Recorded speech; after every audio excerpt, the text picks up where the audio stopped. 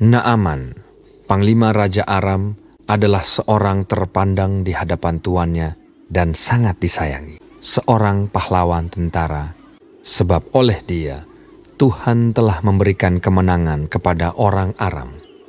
Tetapi orang itu sakit kusta. Seorang anak perempuan dari negeri Israel. Ia menjadi pelayan pada istri Naaman. Berkatalah gadis itu kepada nyonyanya, "Sekiranya tuanku menghadap nabi yang di Samaria itu, maka tentulah nabi itu akan menyembuhkan dia dari penyakitnya." Lalu pergilah Naaman memberitahukan kepada tuannya, katanya, "Begini-beginilah dikatakan oleh gadis yang dari negeri Israel itu." Maka jawab Raja Aram, "Baik, pergilah, dan aku akan mengirim surat kepada Raja Israel." Lalu pergilah Naaman dan membawa sebagai persembahan 10 talenta perak dan 6.000 shikal emas dan 10 potong pakaian. Segera sesudah didengar Elisa, abdi Allah itu, dikirimnyalah pesan kepada raja, "Biarlah ia datang kepadaku, supaya ia tahu bahwa ada seorang nabi di Israel." Kemudian datanglah Naaman dengan kudanya dan keretanya, lalu berhenti di depan pintu rumah Elisa.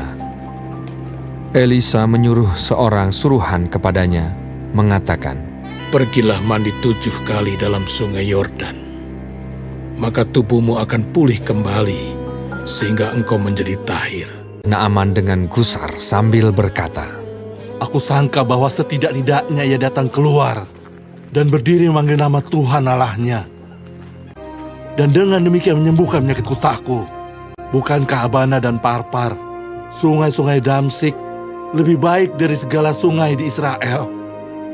Tetapi pegawai-pegawainya datang mendekat serta berkata kepadanya, "Bapak, seandainya nabi itu menyuruh perkara yang sukar kepadamu, bukankah Bapak akan melakukannya? Apalagi sekarang, ia hanya berkata kepadamu, 'Mandilah, dan engkau akan menjadi tahir.'" Kemudian berpalinglah ia dan pergi dengan panas hati. Maka turunlah ia membenamkan dirinya 7 kali dalam sungai Yordan, sesuai dengan perkataan abdi Allah itu. Lalu pulihlah tubuhnya kembali seperti tubuh seorang anak dan ia menjadi tahir. Kemudian kembalilah ia dengan seluruh pasukannya kepada abdi Allah itu. Setelah sampai, tampillah ia ke depan Elisa dan berkata, Sekarang aku tahu bahwa di seluruh bumi tidak ada Allah kecuali di Israel. Karena itu, terimalah kiranya suatu pemberian dari hamba-Mu ini. Elisa menjawab, "Demi Tuhan yang hidup, yang di hadapannya aku menjadi pelayan, sesungguhnya aku tidak akan menerima apa-apa. Pergilah dengan selamat." Dan walaupun Naaman mendesaknya supaya menerima sesuatu, ia tetap menolak. Akhirnya, berkatalah Naaman, Jikalau demikian, hamba-Mu ini tidak lagi akan mempersembahkan korban bakaran atau korban sembelihan kepada Allah lain, kecuali kepada Tuhan.